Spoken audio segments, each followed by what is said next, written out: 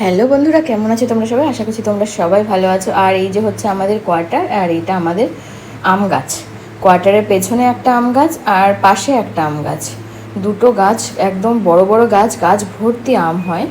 আমি জুম করে দেখাচ্ছিলাম, তোমরা হয়তো দেখতে পারবে একটা দুটো, কিন্তু এই যে দেখো আম পড়ে আছে একদম একদম পাকা। পাশের গাছটায় না এরকম লাল হলুদ এরকম পুরো আম হয়, আর পেছনের গাছটায় সবুজ সবুজ আম হয়।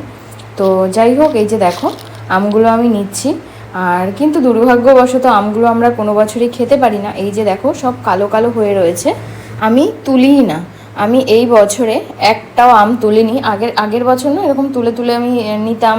তারপরে যাই হোক, কেন খেতে পারি না সেটা পরের ভিডিওতে দেখাবো, এক ভিডিওতে তো দেখাতে পারবো না। এই বছর না আমি তোমাদের দেখাবো বলে এই ফার্স্ট এই যে আম তুললাম, তোমাদের দেখাবো বলে। কেন খাই না বা কেন খেতে পারি না সেটা তোমরা পরের ভিডিওটা দেখলেই বুঝতে পারবে। পরের ভিডিওটা অবশ্যই